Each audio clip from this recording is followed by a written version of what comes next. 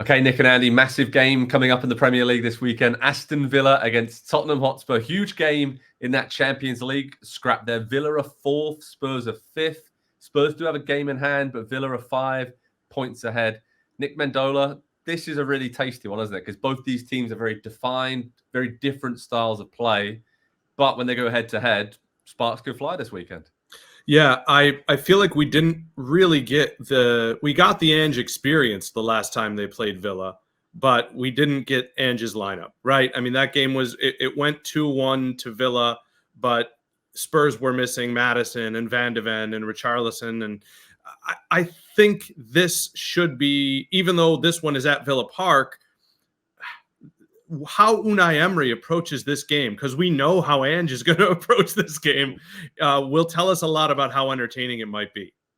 Yeah, I agree. And Andy, as a Tottenham fan, I mean, how are you feeling heading into this one? Because Villa on fire, right? I mean, Watkins and Bailey in particular just can't do any wrong right now, but they do have some injuries defensively that it's been a bit shaky for them, even in these wins against Forest and Luton recently, where they've almost coughed up a couple of goal leads, and they did against Luton, but won it late on. So there's a bit of fragility there at the back for Villa, given those defensive issues.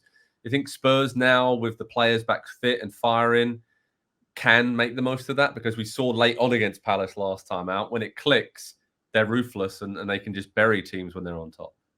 Yeah, to answer your question, yes, I think Spurs can. I also think Villa can take advantage of essentially the exact same thing the other direction as well. And it's not injuries so much for Spurs defensively.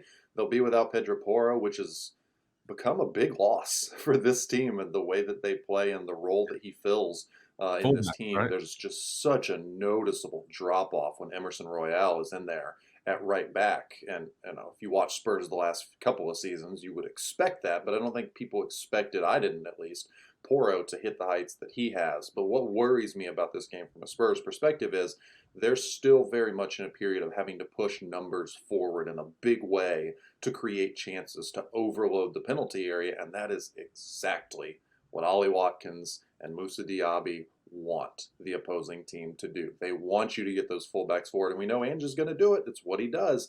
And so it's going to be Van de Ven and Romero one-on-one, two-on-two with those two guys in the open field. And I back Mickey Van de Ven in that situation, but I don't know if I back Christian Romero in that situation. Out on an island is not exactly where he, is at his best. So I bet on a Romero yellow is what you're saying. Bet on a Romero yellow. Well, so Romero said this week, he has taken that out of his game because he had so many of the yellow cards and red cards early in the season, and he came to a realization that it was affecting him and his team as well. And so I don't believe he's had a yellow card since the calendar turned to 2024.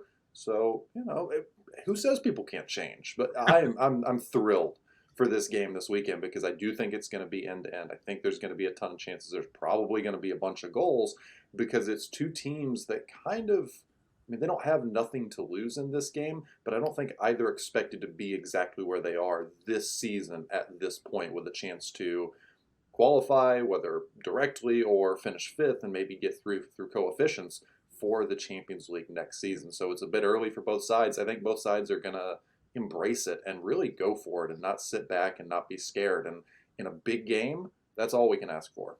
It's very true. And you're right there. I think both teams are ahead of schedule under Unai Emery and Postecoglou where they thought they would be. They've almost, let's say, reached the destination, but they've got to where they want to be in the position and the table a lot faster than they thought they were going to. And Nick, I guess with Aston Villa, the issue with these injuries that are cropping up is that they also have, a Europa Conference League last 16 game against Ajax sandwiched either side of this big game. So it's just all season long they've been able to rotate. The squad's been just about deep enough. Now, given some of these big injuries at the back, it's probably going to cause Unai Emery a few selection headaches, right? And they're right on the line of getting towards that situation where a Brighton, a Newcastle, or a Chelsea have really fallen apart this season due to those injuries. Do you know how many times Spurs have been blanked this season in the Premier League? Keep thinking, because it's 0. I had to look it up. They have not been shut out in a single Premier League game, and that is something that is remarkable. And when you talk about Villa's struggles, and they have to decide whether or not they focus their defending prowess, their best chance, on Spurs or Ajax. Who do you want to run and gun with the most? You probably want to run and gun with Ajax. So maybe we see a little bit more of a pragmatic Villa. Emery's a tournament guy. A little bit more. They're never pragmatic. I mean, they haven't seen a 0 on their scoreboard in any game since in a month. The difference is Spurs it just doesn't happen. Like you have to go back to December 15th to find a game where neither Tottenham nor the other team scored, and it was at Forest 2-0. So this is why we love watching Spurs. It's why we love watching Villa. I just wonder if Unai Emery might just say, all right, Thursdays we're going to go for it, and on the weekend let's chill a little bit. Just like student night, right? Thursday, let's go for it. Yeah. Anyway, when it comes to Spurs, Andy, I think there's been sort of a grinding of wins in recent months. Like they haven't really matched the form that they had at the start of the season, right? The swashbuckling start. They've tried to do that, but due to injuries, absentees, etc., hasn't had the same feel to it. But I just wonder who's going to start up top, because now that everyone's back, they have so many options and the combinations. I don't think Ange actually knows who is best 3 or 4 forwards and in what positions to play them, which is okay on one side of things. But when you're playing a very structured, organized team like Aston Villa, you probably need to figure out who you need in the right situations when those small opportunities pop up. And again, to Nick's point, I'm not sure if Spurs have the control now in games that they had early in the season and maybe better counter-attacking. I'm just trying to figure out how they approach it as well, because either team is kind of like a flip of a coin in this one, and how are they going to tactically approach it?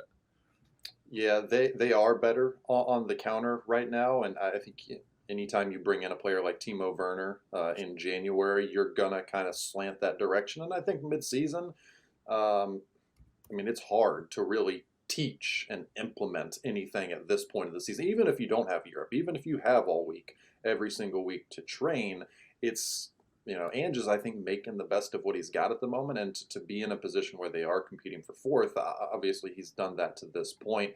I think it'll, fingers crossed, Richarlison back this weekend, and then you can put Son out wide. And, right. I saw the video of him making the smart run and then pulling off the run for the goal that Werner scored against Crystal Palace, and that's just the intelligence of him as a player. But overall at center forward, it just, it's the game is so physical now in the Premier League, especially that when you're occupying 2 center backs as a center forward on your own, if you can't physically hold your own with them, you're going to get lost in the shuffle just a bit. And I think that for Son being Spurs' best player, you need him in a position where it kind of optimizes him and it makes him the most constantly dangerous and threatening. And I think that's out on the left wing at this point. So you need Richarlison to do the dirty work in the middle. And then I think that opens up so much more for everybody else. Like they're a center forward away, I think, from being really, really complete as a team. Obviously, a couple fixes here and there, but that kind of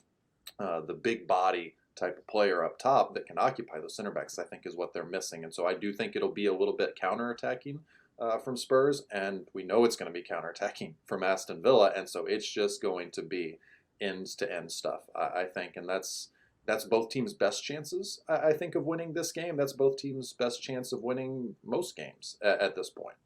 Yeah, that big body up top, maybe Harry Kane will come back after this season with Bayern. Who knows? That's the player they're missing. But let me ask you this. Who out of Aston Villa and Tottenham is underperforming or overperforming their XG this season in terms of where they are on the table? Nick, who would you like to guess?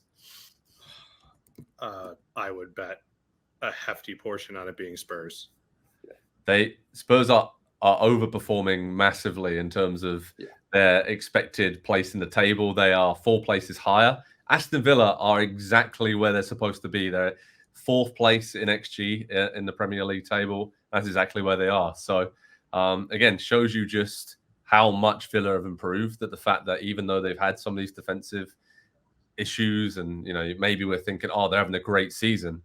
No, they're on merit. They deserve to be where they are. So it's absolutely incredible the job that Unai Emery has done there, especially with Conference League chucked into the mix as well. All right, chuck this into the mix. My prediction is going to be for a lot of goals. I'm going to go 4-3 to Tottenham. I think James Maddison's going to be key.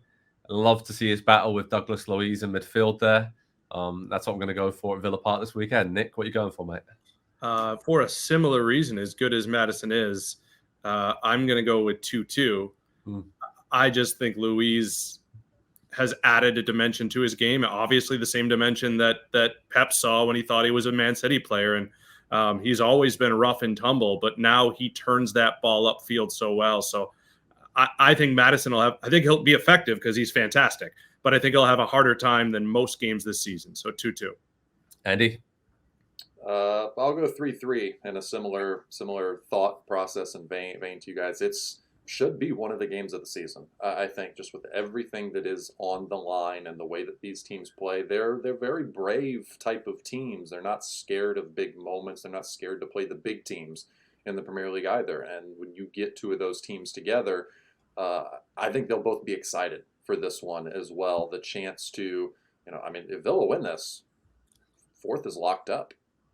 Pretty much. So it's a huge game. But for Tottenham as well, if they win this, they got the game in hand and they can jump over Villa if they win that game in hand. So there's a lot on the line at Villa Park. Head over to Pro Soccer Talk on NBCSports.com for how to watch information, live analysis, reaction, and much more as Aston Villa and Tottenham go toe-to-toe. And remember, 4th place is definitely Champions League.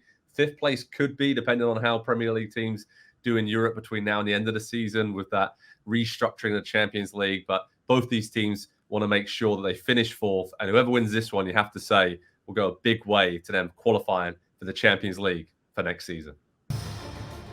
Hi there, I'm Rebecca Lowe, studio host for NBC's coverage of the Premier League. Don't forget to hit subscribe to watch more videos all season long. And for even more Premier League content, from original series to live matches, head over to Peacock. And be sure to tune in for Premier League mornings every weekend on USA Network and on Peacock. We will see you there.